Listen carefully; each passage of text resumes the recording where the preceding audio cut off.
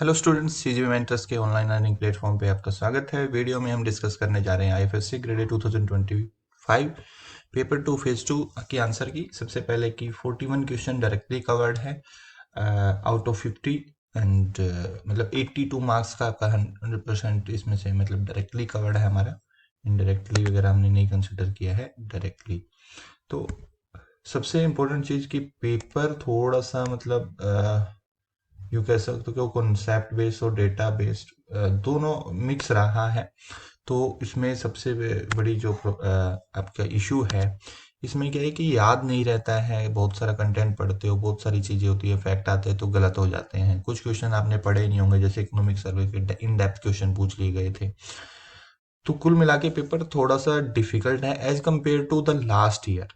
तो मेरा जो रिव्यू है, पहले कट ऑफ के बारे में डिस्कस कर लेते हैं। देखो, आईएफएससी के जो लास्ट ईयर सिलेक्टेड कैंडिडेट थे, जनरल कैटेगरी की बात करता हूँ, उसके पेपर 2 में 67 मार्क्स वाला सिलेक्ट हुआ था। वैकेंसी इस बार एक दो ज़्यादा ही है,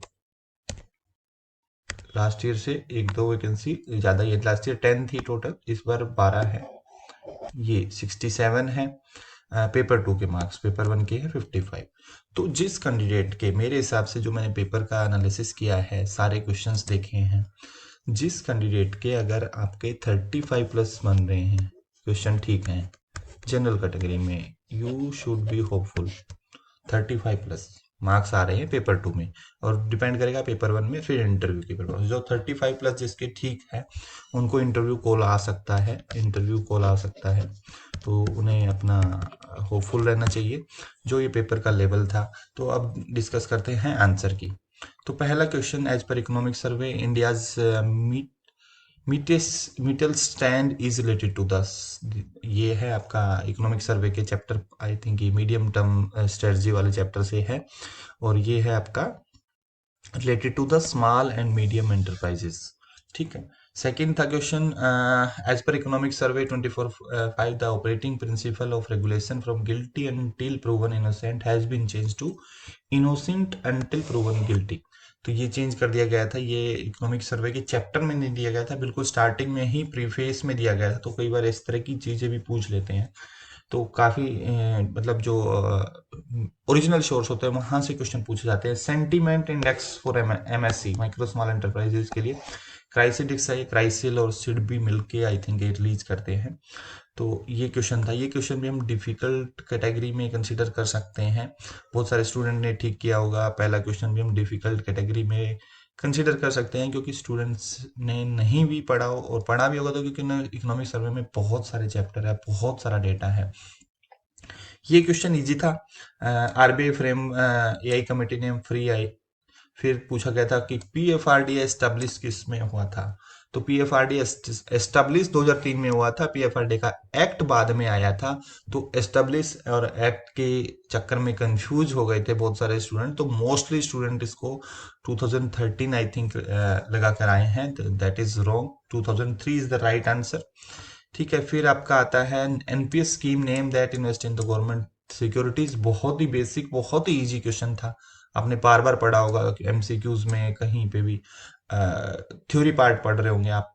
तो maximum pension under APY scheme is 5000। ये भी बहुत इजी क्वेश्चन था।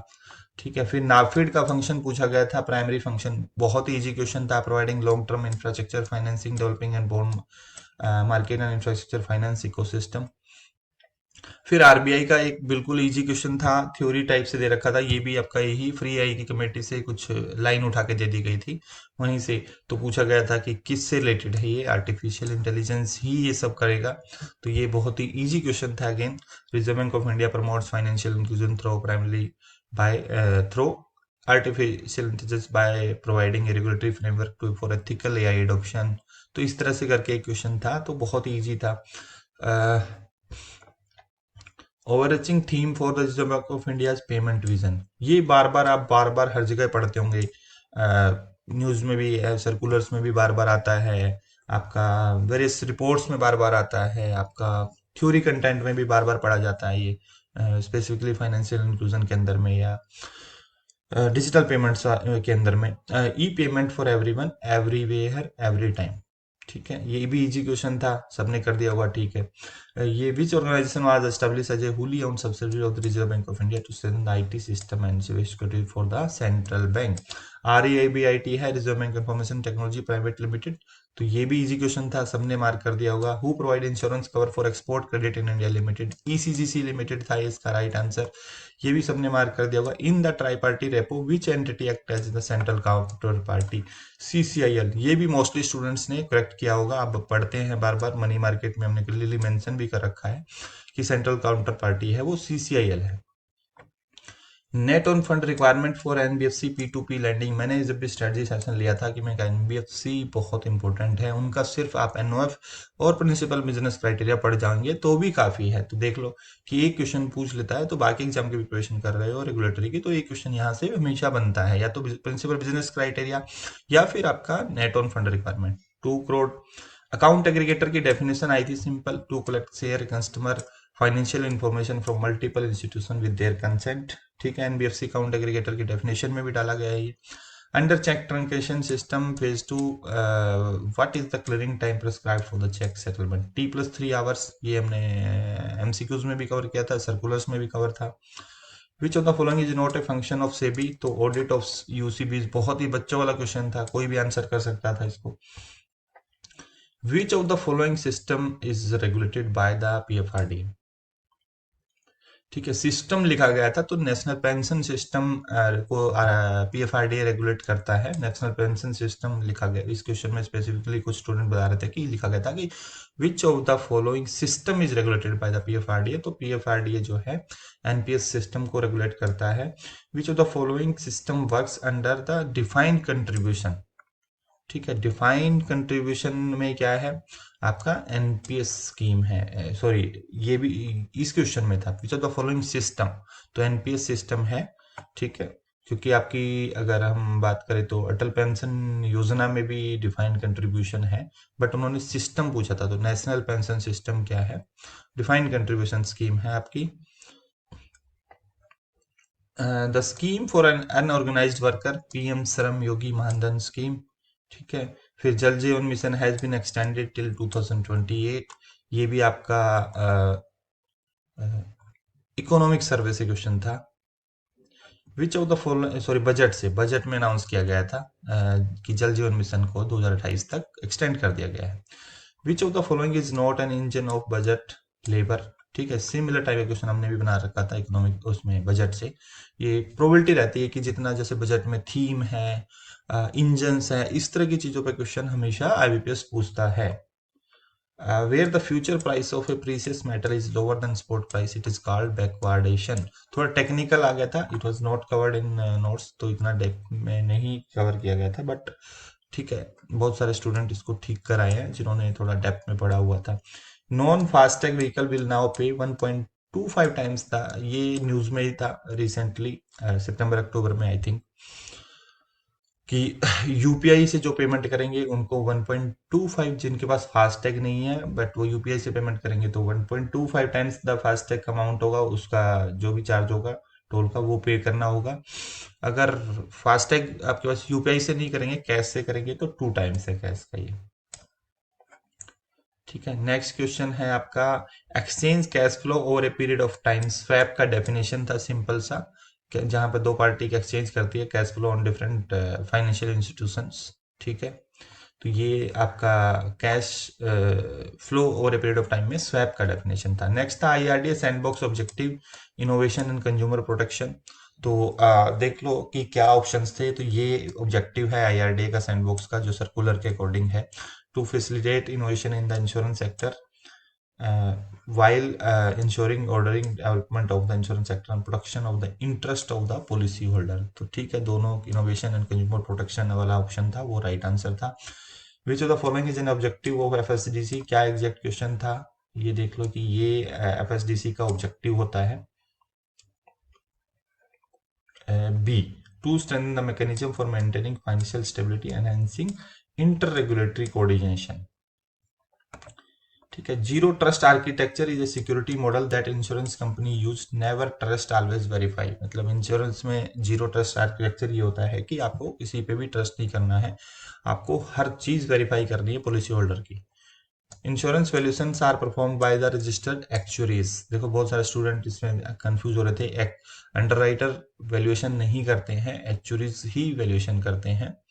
ठीक है। Who provides the guarantee to purchase the remaining share in of an initial public offering that is not fully subscribe, underwriters.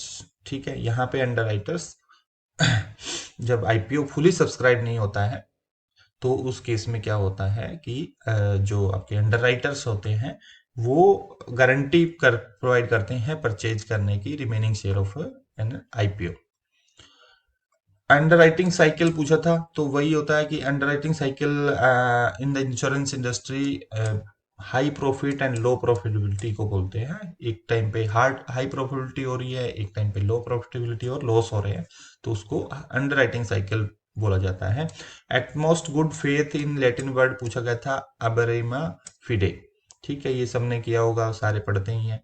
Principal allows insurance to recover the loss from a third party से, अगर आप principal insurance का principal है जो allow करता है insurer को to recover the losses, subrogation है इसका राइट आंसर, ये भी कवर था। एक्सपेक्टेड क्रेडिट लॉस फ्रेमवर्क जो है वो transform the credit risk management, enhance resilience and lines Indian bank with the global standards. तो ये एक्सपेक्टेड क्रेडिट लॉस फ्रेमवर्क की डेफिनेशन है। तो बहुत सारे स्टूडेंट यहाँ पे कंफ्यूज हो रहे थे बेसल नॉर्म्स के लिए। बेसल नॉर्म राइट आंसर नहीं है, expected credit loss framework is the right answer. फिर एक क्वेश्चन पूछा गया था प्रोक्सीमेट काज की डेफिनेशन पूछी गई थी, तो ये था इन प्रिंसिपल अगेन इंश्योरेंस का। The size of MCX mini gold contract पूछा गया था, 100 ग्राम है। As per economic survey 24-25 what is the one of the critical risk emerging in India is, that is financialisation. Exact question हमने बनाया हुआ था top 100 MCQs में। The margin deposit at the time of entering the contract is called initial margin. देखो इस पे confuse होने की जरूरत नहीं है, जब कॉन्ट्रैक्ट स्टार्ट होता है तो उसको इनिशियल मार्जिन ही बोले जाते हैं, मेंटेनेंस मार्जिन बाद में आता है। ठीक है। The minimum capital required for a registered fund management activity in the international financial service centre that is USD 10 lakh. Registered FME retail पूछा गया था तो उसका 10 लाख है। गिफ्ट फुल फॉर्म पूछी गई थी, बिल्कुल आसान है, Gujarat international financial tax city. As per SEBI a research analyst is required to maintain a deposit of with RASB if their number of clients are 300 से 1000 पूछा गया था तो 5 लाख है। एग्जैक्ट इसमें थोड़ा बहुत वेरी हो सकता है कि क्योंकि स्टूडेंट ने बताया कि 300 से 1000 के लिए पूछा गया था। ये हमारा टॉप 100 सर्कुलर एमसीक्यूज में था। The first single lump sum amount received by A portfolio manager from a client should not be less than 50 lakh. ये थोड़ा सा डेप्थ में पोर्टफोलियो मैनेजर से आ गया था। LIC was nationalised in 1956। जन ये question again international financial authority act as a sole regulator for all financial services at GIFT city. Sole regulator है, ये सबको पता है, इजी क्वेश्चन था।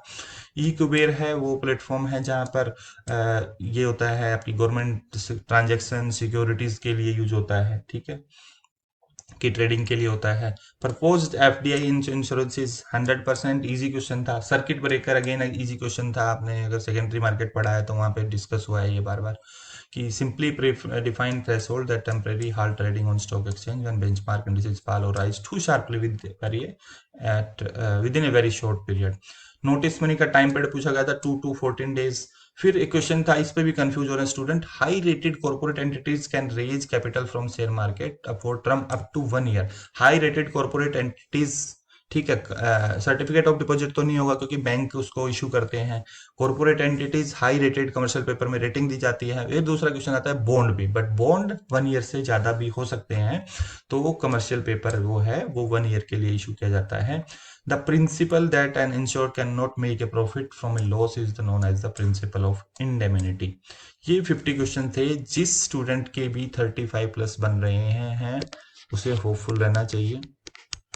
ठीक है, 35 प्लस क्वेश्चंस उसे होपफुल होना चाहिए इंटरव्यू के कॉल के लिए। और अपना कमेंट सेक्शन में बताइए कि कितने मार्क्स बन रहे हैं, ताकि और एनालिसिस कर सके हम कट ऑफ के लिए। बट मेरे हिसाब से जनरल कैटेगरी के स्टूडेंट्स जिसके 35 प्लस बन रहे हैं, तो they have 35 chances for the interview call. So I wish you all the best, and comment section में जरूर बताइएगा कि कितने आपके मार्क्स बन रहे हैं। And keep following us, and share the videos with the candidates who have appeared in this exam. Thank you, and